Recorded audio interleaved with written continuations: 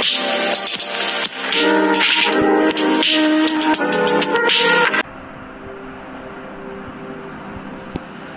of the caveats that I do have some personal information that I did get personally involved in was some information that had to do with the Stargates and Looking Glass, and more specifically the 2012 problem with those projects.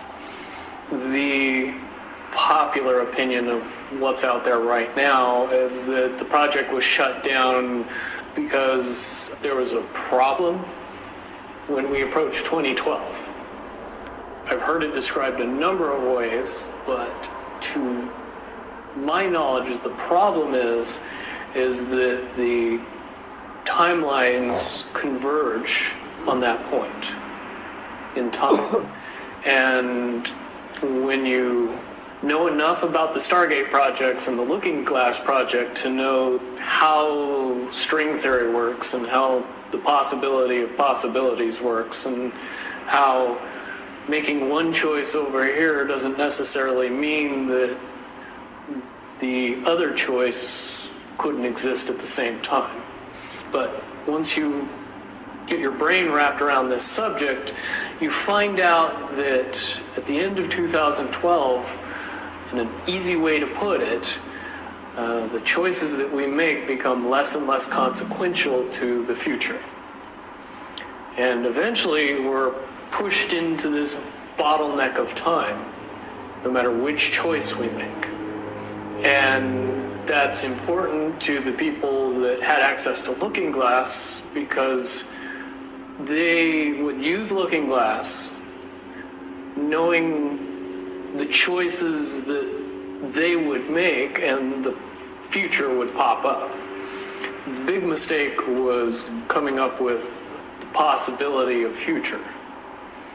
And when we started using a computer to say, well, if we make this choice, it's 79% possible that this scenario happens, and 23% are possible or whatever, using round numbers, that this scenario would happen.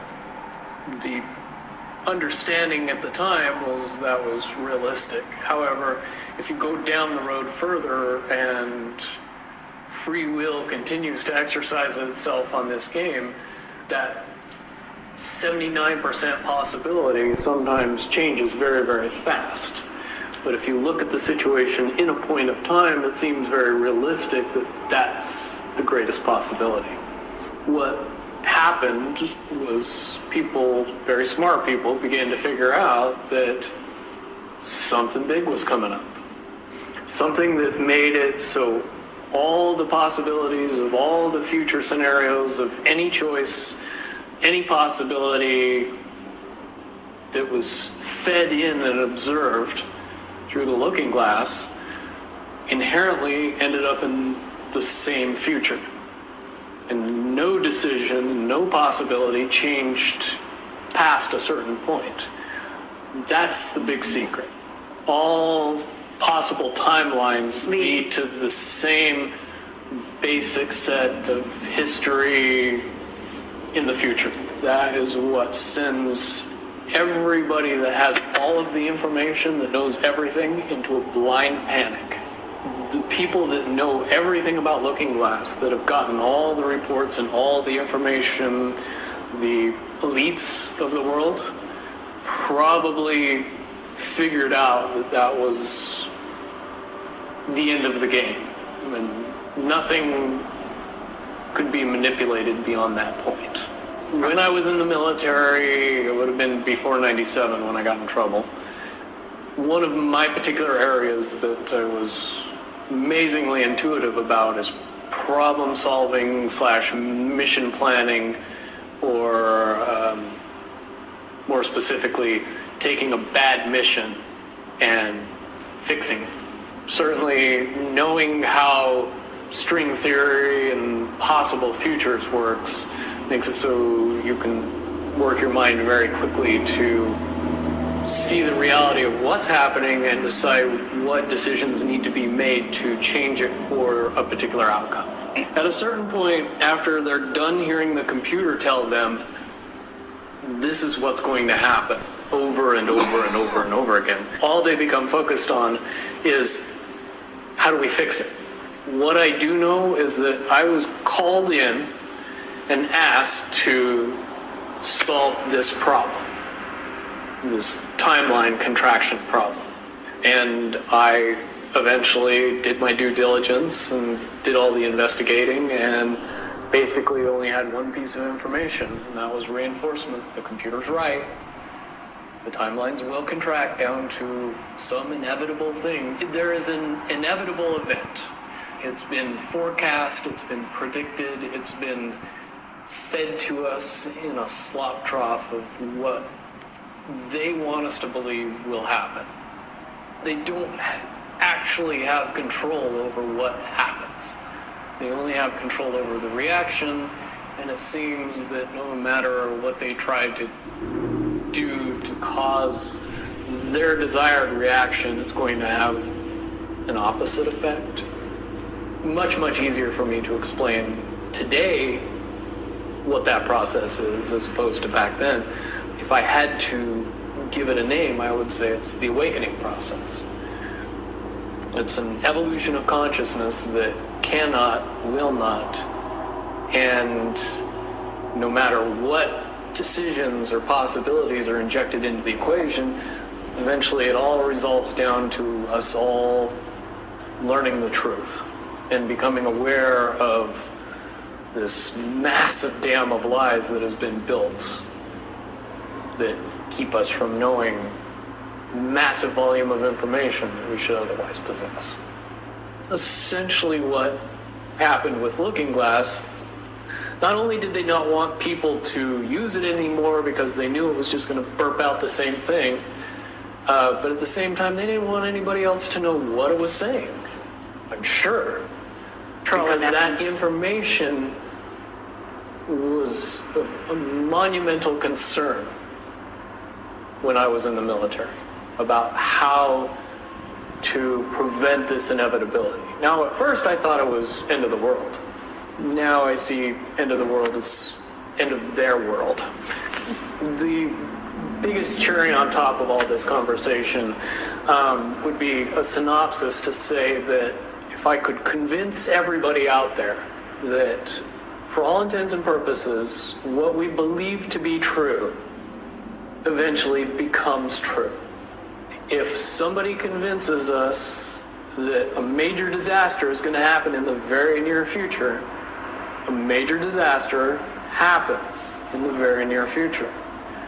If we don't buy into that fear and accept that there's really nothing that we know is going to happen, and accept of whatever happens, that makes the convergence of the timelines happen as naturally as possible. Any attempts to try to go away from this one inevitable conclusion, I again see as a new beginning, an end of this reality, the beginning of something that we can't even possibly understand based on the level of our beliefs currently. But when all that information comes flooding out, there's going to be no denying what's true and what's a lie or what's illusion. Basically what we're experiencing right now is two master chess players sitting at the board. And one of them looks down at the board and sees that he's in checkmate in 7 moves. And he looks across at his opponent and he knows that his opponent sees it too. So there's no getting out of it. So at this point, the loser can only prolong the game. Both players know the game is over. It's only a matter of time before he does this, and then you're forced to do this, and then he's forced to do this, and eventually checkmate. We, as a race, if we could understand that the game is over, that based on the rules of the game, the bad guys have already lost, the good guys have already won. Yes, there's moves left on the table, but those moves are being forced by the player that is going to win. The only way that checkmate can't happen is if the player that's winning makes a mistake. But from all of the information that I've gathered, all of the information that's been given, all of the information that's been vetted to me, it seems pretty obvious that the good guy player on the side of the chessboard knows exactly what has to be done to win the game. And so at this point, any mistake would be all but impossible. But again, you really have to understand the game to know that the guy that's losing is lost. And I'm sure most people sitting watching a chess match between two advanced chess players know the game's over long after the two players know it's over. Because they can't see the board and see that there's only 7 moves left. I've been waiting my whole life to spread my wings and rise. Draw a line in the sand, boy. Time to take a stand, boy.